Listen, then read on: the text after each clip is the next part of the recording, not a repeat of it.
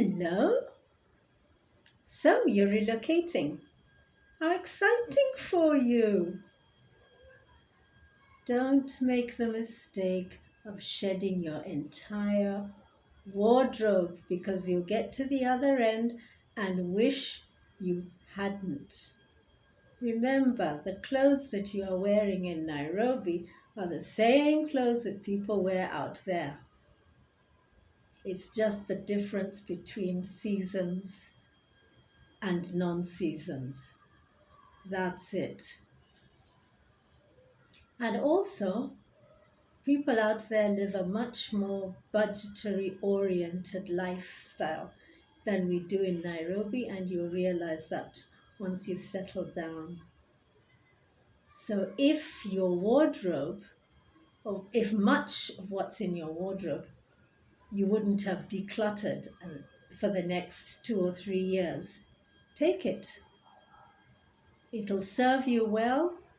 You'll save on those pennies and pounds or dollars, depending on where you're going.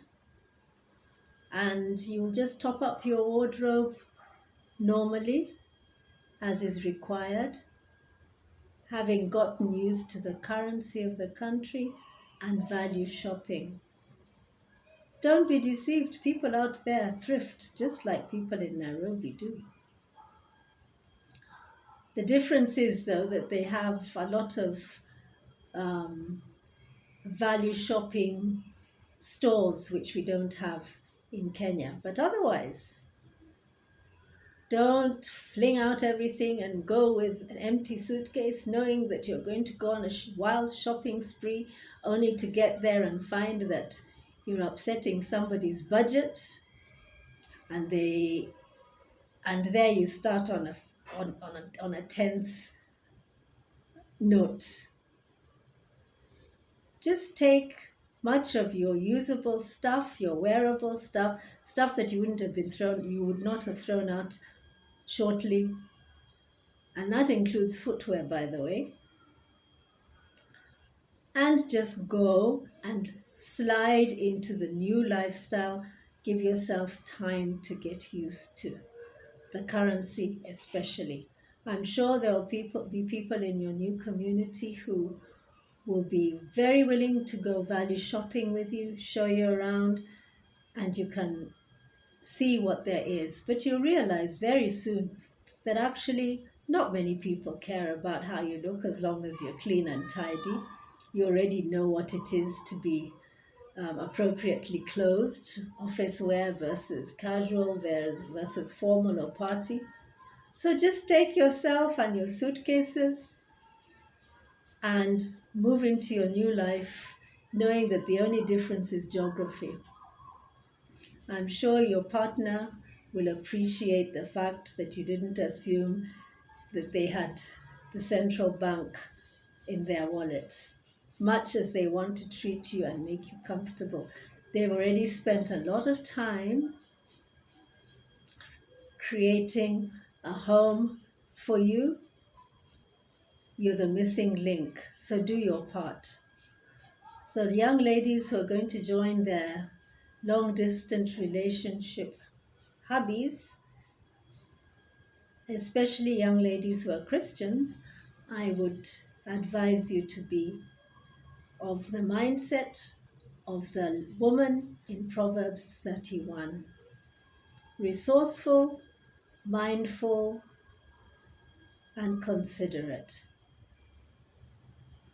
And here's wishing you all the very best when you start your new chapter in life.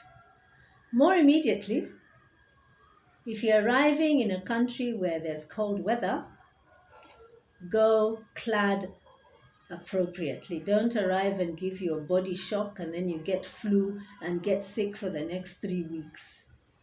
You're going to need warm clothing, which includes warm socks, mittens, scarves, warm scarves, woolen, and I'm talking about woolen things, woolen scarves, woolen caps, and a warm coat. Things that you will shed once the warmer weather arrives. but things that you'll find very, very useful and will be glad that you bought, so that you're not shopping around in winter looking for something and doing panic impulse buying because you're freezing. And your partner might probably wonder, what were you thinking? We discussed this before you came. Sometimes men are not that practical, so be practical. I'm sure if your mom was around, she would say the same things. I'm just repeating to you what I have seen people do, and to me, it's just common sense. Take, as you've already done, take gifts that are African oriented. People will appreciate it within your budget.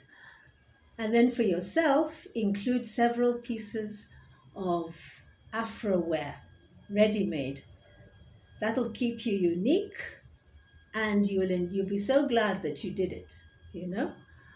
Um, you can always have people send you things, or you can shop around in the black-owned business marketplaces or stalls that might be available in your area or not. But it would be wise to take a couple of Afro things to wear appropriately. And you can always wear them with warm tops. Don't leave all your polo necks here and your gym things and your sweaters and think, oh, well, I'm going away, I'm going to buy. Remember, you're a Proverbs 31 woman. Set the standard now, and your spouse will appreciate your considerateness, because your clothes are wearable. That includes even your party things. Who told you the things are out of style? People out there are not that style conscious, so you will be unique. Among the black community, yes, people are fashion conscious, but you're not outdated, and your wallet will certainly thank you for it. Just a few tips for those of you who are traveling to start new lives with new spouses. Above all, put God first, because He is your provider and He's made all of this possible. Give thanks.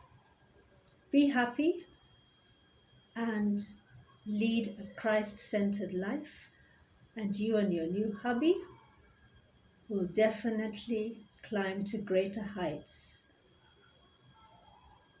Believe it and walk in faith and righteousness. Bye.